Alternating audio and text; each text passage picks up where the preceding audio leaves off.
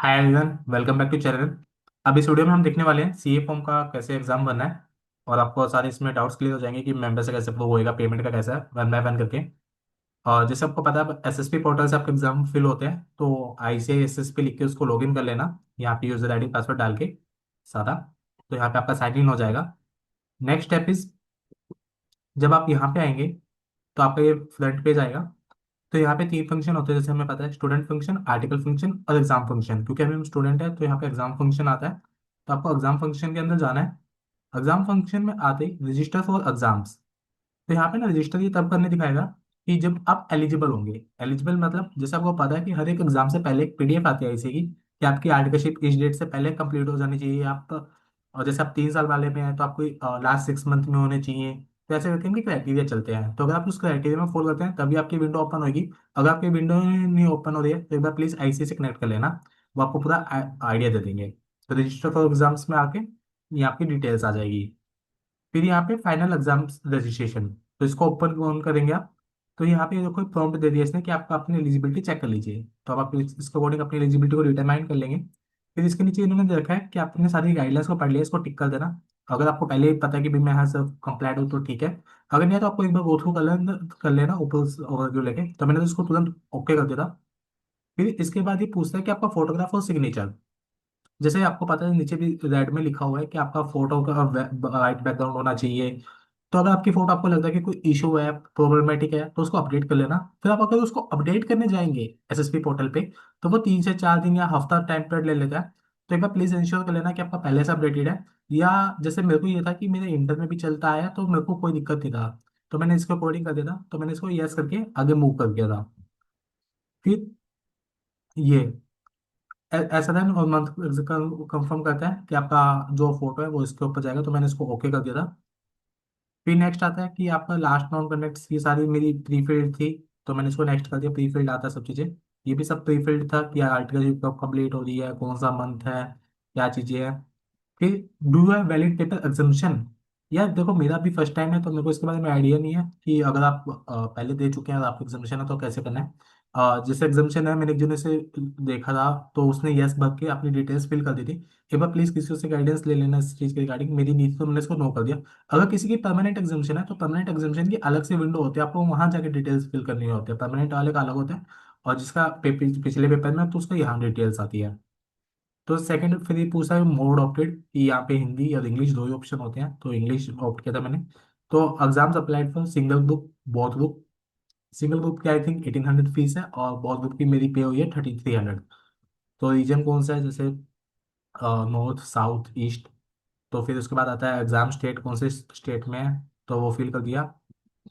फिर exam city, और यहाँ पे कोड ये जोनल कोड ये खुद देता है, खुद से। फिर यहाँ पे पूछता है कि भाई मैं, जैसे मेरा क्या था, मैंने 3 इयर्स की ऑफ आर्टिकलशिप थी, तब आपने लास्ट 6 मंथ में था, तो एक बार ये डिक्लेरेशन लेते हैं कि आप लास्ट 6 मंथ में ही थे ना। तो उसको मैंने यस कर दिया। और जो भी आपका सेल्फ प्लेस मॉड्यूल है वो भी मेरे क्लियर थे, मतलब एलिजिबिलिटी के अकॉर्डिंग। तो यहाँ पे लास्ट में सबमिट हो गया। फिर सबमिट करते ही फीस मांग लेता है, UPI से कर दी थी। तो आप भी देख लेना कौन सा आपको मोड ऑप्ट करना है। तो यहाँ पे फीस आ गया। कई जनों को फीस में दिक्कत आ जाती है, कई बार फीस अटक जाती है, कुछ हो जाता है, तो उसके बारे में हम डिस्कस करेंगे। और सुनने में आया कि फीस भी हफ्ते में कुछ में रिफंड हो जाती है, फिर आपको दोबारा फॉर्म फिल करना होता है।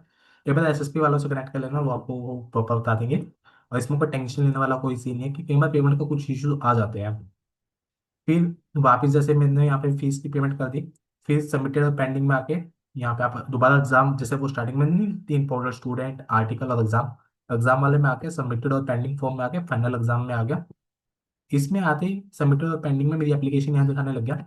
अब कैसे होता है देखो, जो 3 इयर्स में होते हैं, 3 इयर्स में हमारी एप्लीकेशन प्रिंसिपल के पास जाती है, जिनसे हमें OTP कह रहा हूँ, उनके पोर्टल पर अप्रूवल जाती है, उसको भी हम डिस्कस करने वाले होते हैं। तो यहाँ पे इनिशियली मेरा फॉर्म फिल हो गया। और जो ये आइकन है इसके अंदर जब भी आप क्लिक करेंगे ना, ऐसे प्रॉम्प्ट आएगा कि आपका एग्जाम फॉर्म फिल हो गया है। और अगर आपको कोई भी जैसे आपको लगता है मैंने एग्जाम सेंटर गलती से गलत चूज कर लिया, मेरी सिटी में है, दूसरी सिटी में लेना है, तो ये बोलता है कि 20 से 25 टू वो आपके रिस्पेक्टिव में देख लेना कौन से डेट आते हैं, तो आप फिल कर सकते हैं। फिर ये नीचे दिखाते हैं exam application of January 26 has been sent to principal. मेरी प्रिंसिपल पे चली गई है अप्रूवल के लिए। तो अगर वो अप्रूव करेंगे तब जाके मेरी पूरी एप्लीकेशन अप्रूव्ड होती है। अब नीचे आते हैं, ये मेंबर का होता है। जैसे मैंने एचआर के पास मेल करी थी, तो एचआर ने ये पूरा स्टेप्स लिख के उस प्रिंसिपल को भेजे थे। तो अभी अपने प्रिंसिपल को, अगर आपको लगता है कि मेरे प्रिंसिपल को नहीं आइडिया, तो ये देख सकते हैं मेंबर फंक्शन में जाके एग्जाम एनरोलमेंट एप्लीकेशन होता है, फिर pending final application left side पे आती है, वहां जाके प्रूव करना होता है उन्हें फॉर्म। वरना जब तक आपका बार बार खोल के देखोगे ना, ये स्क्रीन पॉपअप करेगी। मैंने कम से कम एटलीस्ट 10 टाइम्स देख लिया होगा यार, कब अप्रूव करेंगे, कब अप्रूव करेंगे। It takes sir some time, क्योंकि प्रिंसिपल भी बिजी होते हैं। तो you have to keep chasing कि सर प्लीज कर दो, बट इतना भी नहीं कि वो परेशान हो जाए। तो उसको थोड़ा देख लेना।